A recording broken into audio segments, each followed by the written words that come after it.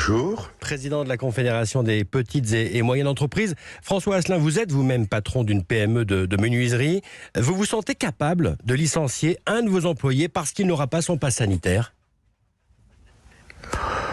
Franchement, c'est pas notre conception du dialogue social. Vous savez, les responsables de restaurants, les patrons de salles de sport, d'événementiels ont besoin de leurs salariés pour faire tourner leur commerce. Ils ont besoin de leurs clients pour que ça fonctionne en termes de chiffre d'affaires et d'activité. Ouais. En attendant, ce que nous craignons bien évidemment, ça serait un reconfinement. Donc on nous délègue quelque part une fonction qui n'est pas la nôtre à l'origine, de contrôle. Elle ne nous intéresse pas vraiment, mais s'il faut en passer là pour lutter contre la pandémie, nous y sommes prêts. En revanche, nous ne sommes pas des ennemis des uns et des autres. Nous avons besoin de tout le monde, de nos salariés, de nos clients, et le gouvernement a besoin de nous. Alors, à chaque fois, brandir le bâton pour emmener tout le monde vers ses obligations, on aurait pu s'y prendre autrement. C'est ce que nous regrettons. Comment ?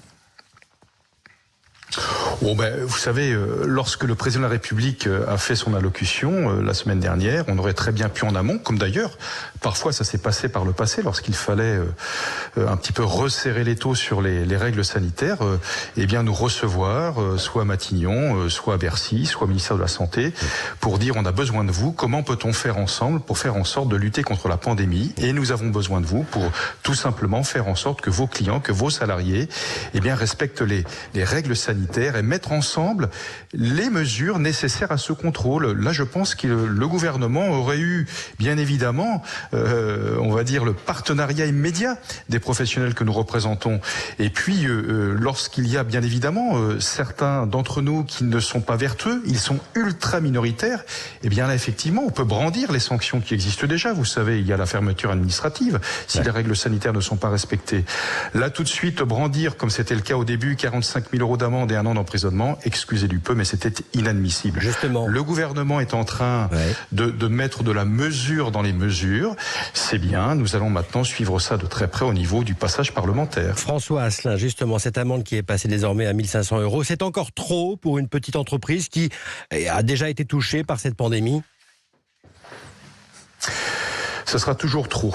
Ce que nous disons, c'est que judiciariser à l'excès une mission qui n'est pas la nôtre à l'origine ne favorise pas, franchement, le fait que nous devions travailler en partenariat avec l'exécutif, avec les autorités.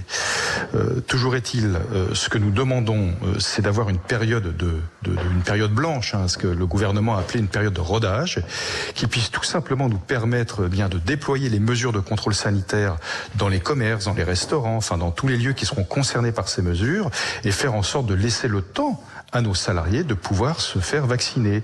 Et je retiendrai simplement vous voyez, il y a pas mal de questions qui se posent encore, puisque comme il faut contrôler les salariés que nous ne savons pas et que nous ne saurons pas, c'est lié au secret médical, s'ils ont un test PCR ou s'ils sont vaccinés, eh bien il faut quasiment les contrôler tous les 2 jours, parce que s'ils ont un test PCR, vous savez qu'il n'est valable que 48 heures. Voilà une question à laquelle il faudra répondre.